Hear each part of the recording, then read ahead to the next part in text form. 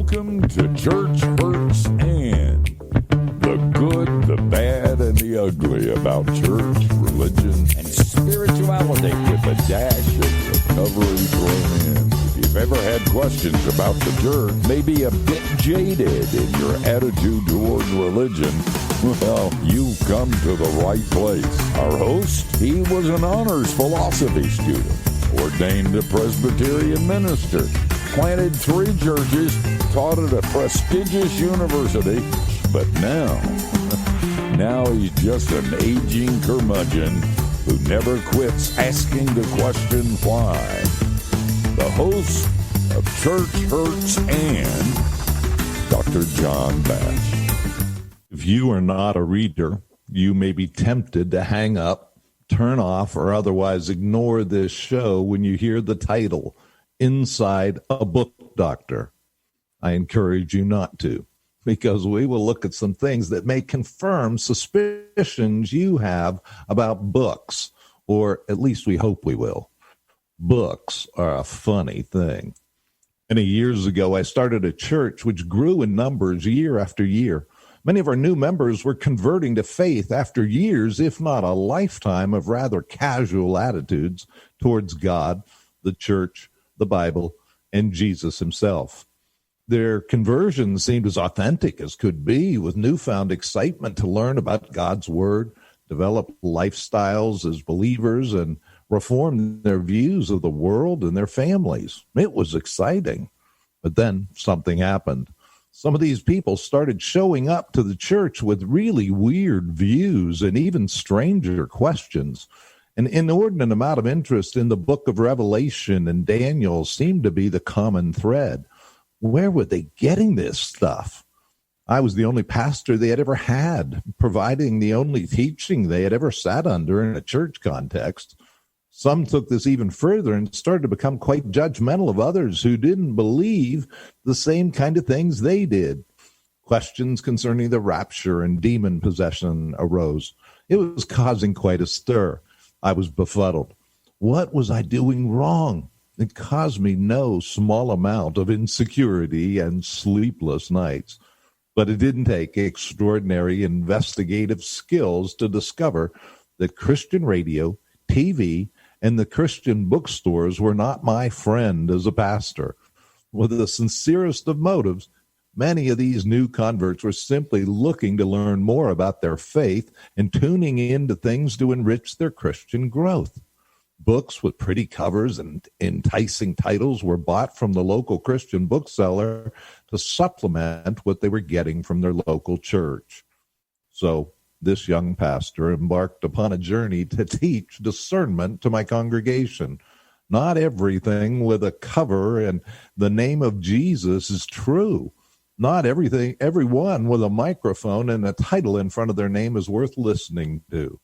So how are we to know? How do Christian books get into print? What's the real story? Today we have one eminently qualified to give us an insider's view. Welcome, book doctor, Dr. Steve Halliday, to Church, Hurts, and. Thank you so much. It's good to be with you, John. Steve, are you really an insider to the Christian publishing world? I mean, can you give us your resume from the back rooms of publishing to editing and writing, making sure it is oh so Christian now? Oh, yeah. I mean, my story with Christian publishing began in 1984, April to be precise. I was an editor at Multnomah Press, which was then in Portland, for 8 years. And then when it was sold, the new company asked me if I would be the editorial director. But I was a longtime single guy. I didn't get married till I was 41, and I was single at that time. And I'd only lived for a very short while, for a few months, in a little town called Esterville, Iowa, population 8,000. And I was working at a church that summer, and the church was great, but the town drove me nuts. And I thought, when they offered me this new position, the new publisher that had just bought Multnomah was in Sisters, Oregon, which back then was 800. And I thought, it is beautiful, but if you go there, you will die. So I went freelance, and since then, 1992, I've been working with all kinds of different books, all different kinds of publishers, New York houses, Christian houses, but probably 70% of it, 70, 75 maybe even, is with Christian books, Christian publishers, that kind of thing, on all sorts of topics. You know, I know enough about books to know somebody who's been freelancing, doing what you're doing has to be really good. I mean, that is a hard business. And if one was to Google your name, there are a lot of books with you're listed as co-author or editor or contributor with somebody a whole lot more famous than you are. I mean, but there's names there that almost everybody would know. I mean, can't believe how many books by you that I've read, and I didn't know you at all. Talk to me about that. What's it like being number 2? Well, you know, if you really believe that that's what you're gifted for and that's what you can do, then if the Lord enables you to do it, do it. You know, before I ever went into books, my undergrad degree was in journalism and Spanish, and I worked for a couple of different newspapers as a newspaper reporter. So the shift to books, I didn't even really start thinking about until before I got into them. But I did get a job at Multnomah Press. Here's a quick story. I didn't really intend on staying in Portland. I'd come from Wisconsin. I was on my way down to San Diego to finish up a master's degree. Realized I really didn't want to finish up there and looked for a job. First job I was able to find in Portland, Oregon was as a telephone marketer for Multnomah Press. I hate telephone marketing. I'm a terrible salesperson, but it was the first job I could find. I took it. I remember sitting there at the desk, looking at this phone, thinking, I do not want to call another bookstore. Because back then, all the publishers marketed their own books directly to bookstores, warehoused their own books, sent them. After a week and a half, I went into the lady who had hired me, and I said, you are more than gracious in hiring me, but I really hate this job. I'm not doing you any good, and it's not doing me any good. So if there's another place I can go in the company, that would be great, but I cannot stay here. And then I wound up in the warehouse. That was the first time, shipping books. That was the first time it ever occurred to me that maybe book editor would be a good job for me. I started praying about it, and almost exactly 1 year later, they had an opening at Multnomah Press. They asked me to apply. I took it, and that's what began this journey. And now, in the 36, it'll be 37 year pretty soon. I don't know exactly how many books I've worked on, but it's somewhere in the neighborhood of 400. And that's anything from just straight editing, line editing a book, to an overview kind of edit, to collaborating, to co-writing, to authoring, to book doctoring, all of that kind of stuff. All right, name drop for a minute. Let's start with Luis Palau and go from there. Yeah, I always forget because people ask me this, but it's people like Luis Palau, Steve Brown, a friend of yours, Chuck Swindoll, Charles Stanley, John Piper, John Maxwell. I'd have to have the list here. It's a long list. And I'm Randy thinking Orange Alcorn. County. So, this is OC Talk Radio. You got a few Orange County authors. I do, and I mean some of the books that I have worked on more recently haven't been through publishers; they've been through self-publishing. And I have several authors now who live in Orange County. Steve Perry is one. He runs the Sacred Harvest Foundation. A good friend, Greg Campbell, used to be one of the co-owners of Coldwell Banker Realtors nationwide. I've done a couple of books with him. There's several. You have an interesting background. So instead of just talking about books, and I want to ask you about the seedy side of publishing because, it gets ugly and we know it. And we like dirt here at Church End because we like to get to the end. But I want to start with you being a half-breed. Really, you grew up with this self-image being told you were a half-breed. What's that feel like? Yeah, that story's a little bit incorrect. It's true in a larger sense. Here's what happened. My dad never talked about his family. My dad and my mom, when they got married, my dad was not a Christian. My mom was. He never opposed us going to church. He just never went himself. He sent us to church. My mom wanted us to go, so he's the one who sent us. He's the one who'd put the dime in our pudgy little hands to put in the offering. But he never went, unless it was Christmas, Easter, or one of the kids was doing something, performing or whatever. And I didn't find out about his family for a long time. We would ask him about his mom and dad and growing up on the farm in Minnesota, and he would never answer anything. The only thing I ever heard was that he had a dog named Beaver or something and a horse. That's all I ever heard about. Once I got married and we would visit my parents, who would then move back up to Minnesota. Lisa, my wife, would go on walks with him.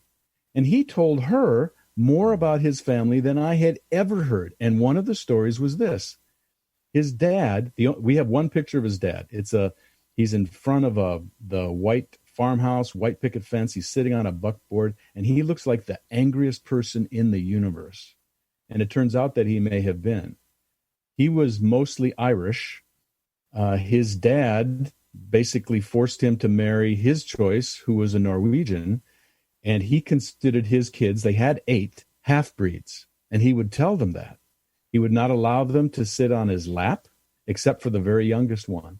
And so most of them escaped as soon as they could. My dad, I think, did a tremendous job as a father, even though he didn't come to faith until late in life. But when I heard about that background, I thought he did remarkably well, given the background that he had. Man, it's amazing in the generational thing that happens. And you've seen some of that in some of the history in books. But let me, before we move on, let me just take a moment to remind our listeners that my work is with Standing Stone. It's a ministry that cares for others who give their lives to care for people. And it's ministering to ministers, and it's wholly supported by your generous contributions. If you would like to become a part of our regular support team, now, particularly now when that work is so needed, just go to church.So to find out more.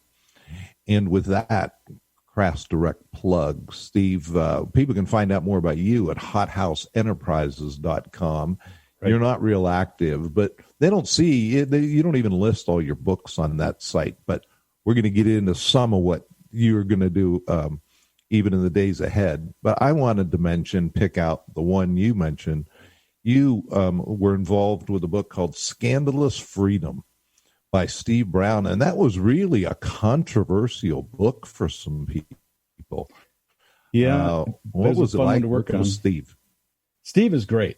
I mean, Steve, the first thing I think he told me that he has the perfect face for radio. I mean, he's got this deep, wonderful voice, but he always says he has the perfect face for radio. Take that for whatever you mean it. Working with Steve, though, was a real pleasure and a lot of fun, because even though he's dealing with really, really important topics, I mean, faith-shaping topics, life-shaping topics, all of those kinds of things, he doesn't ever take himself too seriously.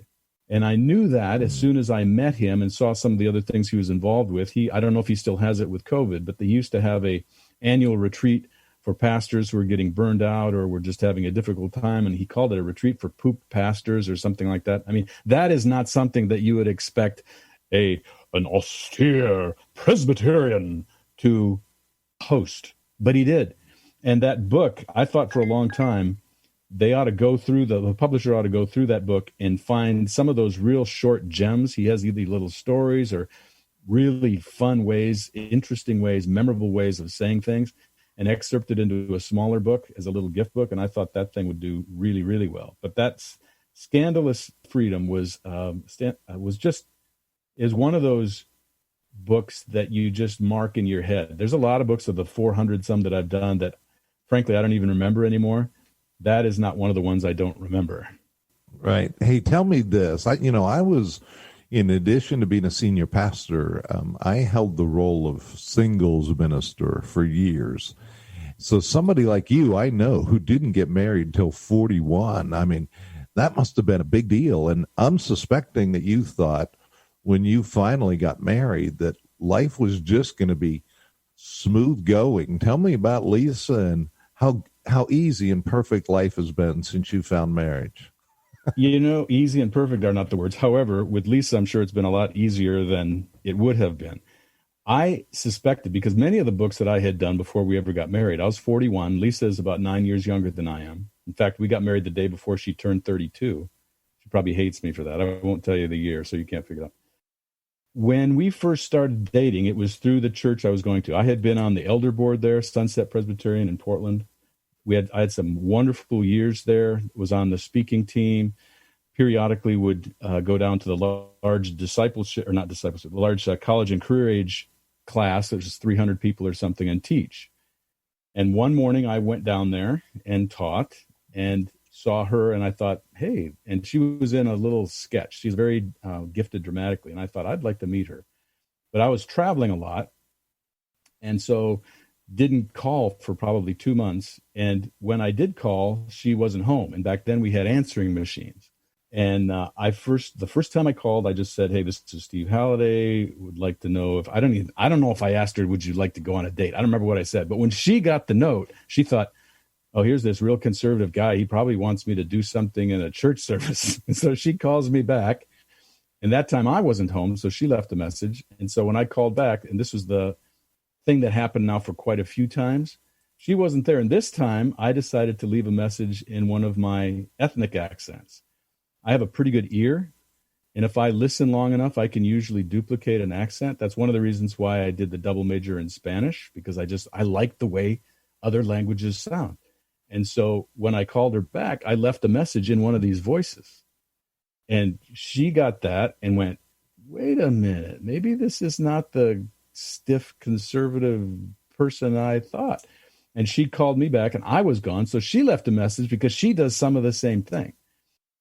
But because I had done so many marriage books, edited them before we ever got married, I knew some of the pitfalls and so forth that were coming. And so when we finally got married, I expected that it was going to be very, very difficult. And I'm sure more of this has to do with her than me, but it wasn't.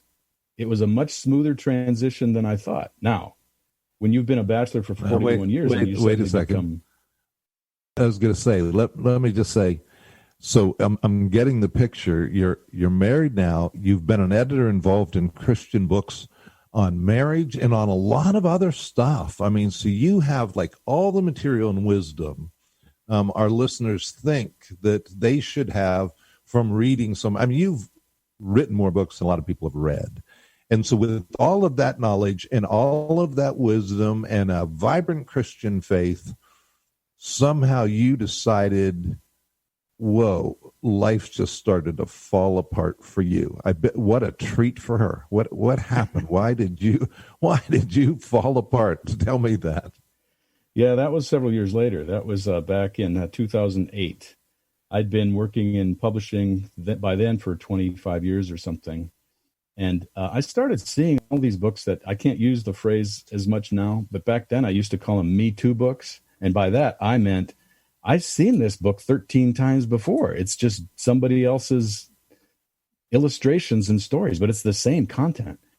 And I thought, do I really want to spend the rest of my career working on those kind of books? And the answer was no.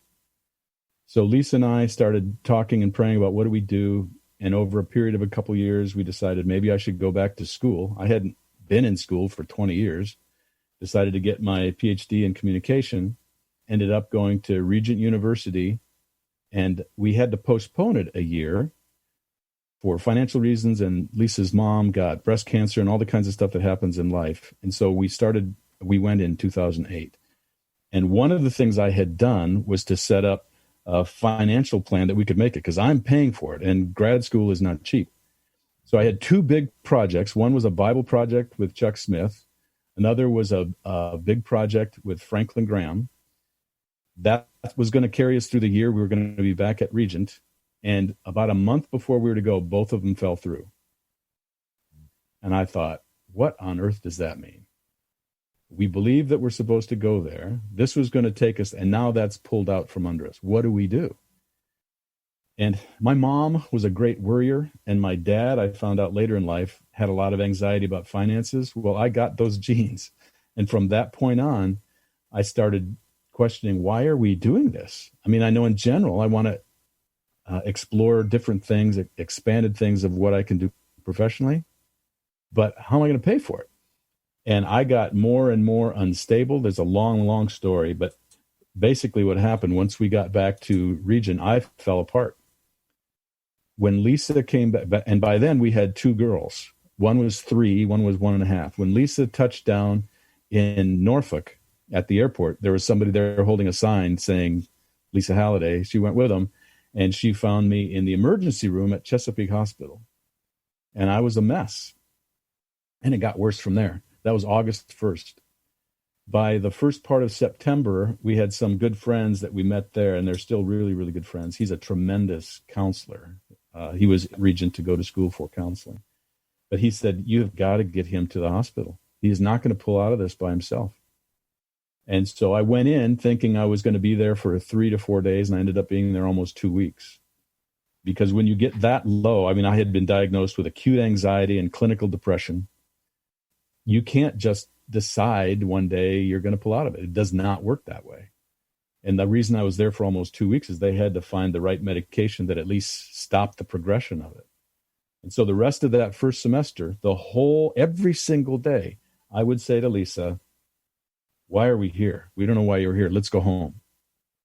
And she would say, rightly so, I'm glad she did, we both believe God wants us here. We're here. Let's try to make it work. And she focused me like a laser on what I had to do that day. Because the first class I had, the syllabus was probably an inch thick. And I remember telling her explicitly, I couldn't do this if I was well. How am I going to do this now? And she would say, well, what do you have to do next? Well, I know that, but look, no. What do you have to do next? I understand that, but no. What do you have to do next? And by keeping me focused just on what is that next thing, we not only got through that class and that first semester, kept us there. And as it turned out, I think one of the main reasons why God had us there, that had we gone home, I never would have found out. You know, isn't it amazing how somehow in our head we end up thinking that if we have a real faith, we're not going to go through deep depression, that you shouldn't have that story to tell because you should have had more faith. But man, it was serious for you. I mean, you didn't just pull out of it after 2 weeks in the hospital either, did heavens, you? No. I mean, it took, that 5 months, that first 5 months was the worst, darkest time of my life. And there was a point at it where I even told myself, there's no way you can be a Christian. It's not like I ever came to a point where I said, I denied any of the Christian essentials. That never happened. I just thought, you've deceived yourself for 50 years. You never were a Christian. How could you be a Christian and do this? And that's where, theology is a double-edged sword. Right theology is good. It's helpful. It helps to bring you to health. But you can wield it in a way that has the opposite effect. So I can trace now where this started happening. It was on the trip out to Virginia Beach from Portland, Oregon.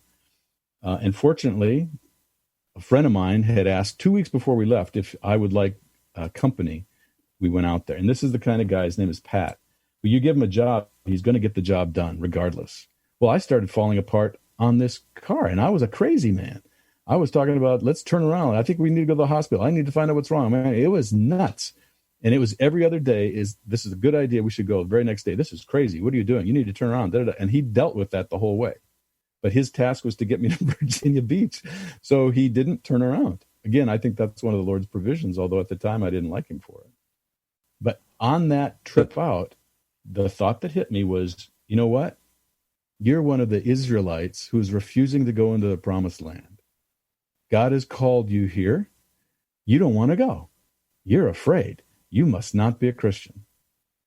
And that thought hit me at the beginning of the trip. And by the end of the trip, I was convinced that was true. And that's part of what made that time so difficult. Well, we don't have time to get into the details. You ended up getting awards, getting a full scholarship, all that kind of stuff. And moving on with your work, I want to just get that inside, a little bit of the dirt that you came around as you started to work with more people. You saw from 2008 on, even before, more publishing really was more about a transaction. I think the average person thinks that, wow, if you're really good, right? Help us figure that one out, if you will. What's really the scoop? I'll go quick as I can. When I started in publishing, it was 1984. And back then, there wasn't much of something that is now called platform publishing. Multnomah Press, although even then there was a bit of that, our top authors were probably Chuck Swindoll, Jim Dobson, and Max Lucado. But there were a lot of other authors. Most of the stuff we published were not people that were known. They would come over the transom. We would talk to somebody, would say, would you like to do this? Because we believed in the message. So it was Swindoll and Dobson and Lucado and later John Piper and some others who helped, pay the bills. But we weren't looking necessarily for people with big platforms. We were looking for people who had what we thought were important messages. That started changing longer the time went on. And by 2008, when we went to school, that was when the first big crash happened. And from that point on, publishing really took a switch. Every single publisher, whether it's a New York house or Christian house, now is what I would call a platform publisher because they lost so much money during that time. They laid off staff, they cut their lists, they cut their back lists. And they figured that the way to deal with this is you now go after people who have large platforms, whether it's the senior pastor of a megachurch or a athlete who has a national platform or somebody who has a nationwide radio ministry or workshop ministry or whatever, because they figured, and I think rightly so from an economic standpoint, if we get their books, whether they're that great or not, they're automatically going to sell 10 to 20,000 copies, and at least we won't lose money on it. So from when I started in publishing, and this is a guess, this is nothing scientific, but we probably did maybe 15% of our books were what I'd call platform books. Now, easily, it's probably 95% at every publisher. So if you don't have a large platform, the chances of getting published, they're not impossible, but they're highly, highly improbable. And so reality is, it is a financial transaction saying you're bringing us the audience. We'll publish your book. And it doesn't even have to be that good if you can bring the audience, right? Sadly, that is true. I mean, there are some publishers are more that way than others, but all of them are now, all traditional publishers basically, are platform publishers. So some of them are only going to look for people with large platforms who really will line up with what they want to do. But more and more, if this thing is going to sell and this person has a name, we'll buy it. I mean, and a lot of these folks, and this is where I come in, so I have to be careful that I don't cut off my own hand. But some of these folks who do have a good message either don't have the time to write it or they don't have the skills to write it. And so they bring in somebody like me who collaborates with them. I've never done... People always ask me, you're a ghostwriter, right? And I'll always say no, because a ghostwriter is somebody that's brought in. They just write the book for the person. They don't necessarily get any content from them. They just write the book. Their name doesn't appear anywhere, hence they're a ghost. Right. They'll get paid well, but it's the other person's book, even though they didn't do anything. I'll never do that, but I do a lot of collaborating. And yet sometimes on some collaborating books, there are sections where it's me. It's not them necessarily. So I want one more quick story from you, and we're going to have to run. Our time is up, but reality is people who want to write, I want to say to them, go ahead and write because your kids are going to want to hear it. Some friends might want to hear it. Just don't really have big illusions. And unless you have a name out there, the chance of getting published pretty slim. That's the bad news you bring to us today, right? It is. And yet here's the other side of it. And there's a flip side to it. If you really have your heart set on being published by a traditional publisher, if you don't have a platform, the chances are nil.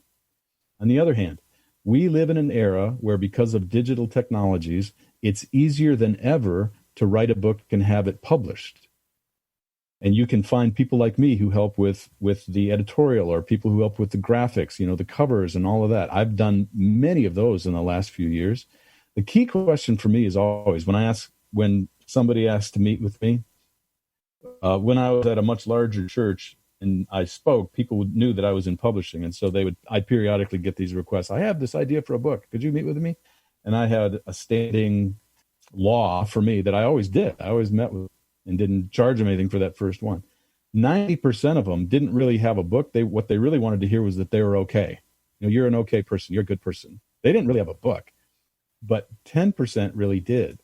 And so they would get this speech. If you think the Lord is really leading you to lead this, who am I to tell you he's not? But if you think that by writing this, you're going to become a millionaire, let me disabuse you of that probability.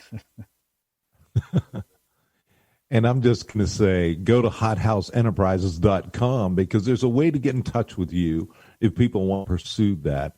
But let me say this before we close, and thank you so much, Steve.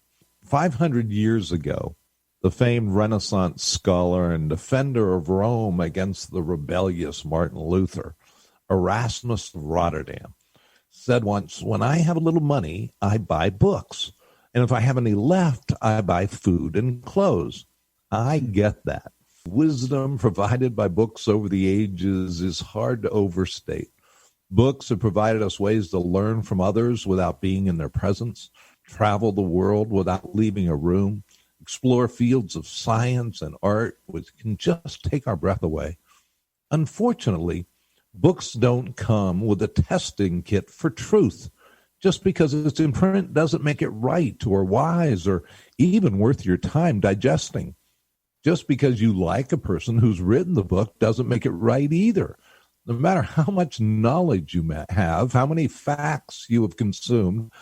I just mentioned Erasmus, the famous Dutch theologian, philosopher, recruited by Rome to respond to the claims of Martin Luther. Erasmus had a mastery of the language, pure Latin, virtually unequaled in his day, such a broad range of knowledge that most consider him to be one of the greatest scholars of the Northern Renaissance. Interestingly, he chose to engage Luther on the subject of predestination with his book, De Libero Arbitrio, or The Freedom of the Will. Luther's response came in the form of his book, The Bondage of the Will, one of my favorite books of all time. It is engaging, surprisingly easy to read, and nothing short of profound. Early in the book, Luther comments about Erasmus's writing style and content. It was words he said in a simple, if not crass manner. Quote, I thought it outrageous to convey material of such low quality in the trappings of such rare eloquence. It is like using gold or silver dishes to carry dung. Well, I could end there with the bit of humor I hope you heard. I'm reminded that people of the church are to choose their words wisely. It's easy to critique the works and words of others while having a tongue yourself untamed.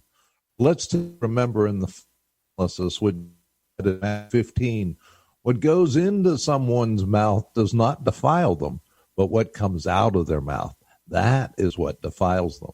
May your words flow with grace today and bless those in your presence, no matter what you read. It's worth a thought. For Church Hurts and this is John Bash. Go and enjoy God today. Well, that was worth a thought for sure, and brings us to the end of this edition of Church Hurts and. Next week, it's rumored we'll be walking on the edge of controversy, stirring the pot of denial, and finding movement of the divine. Our host, Dr. John Bash, is the shepherd with Standing Stone, a nonprofit ministry committed to caring for pastors and Christian leaders at risk of leaving the ministry prematurely. Come visit us at church.So.org. Tell us your story while you're there. Until then, remember, church hurts isn't the end of the story. Now go into the and enjoy God today, won't you?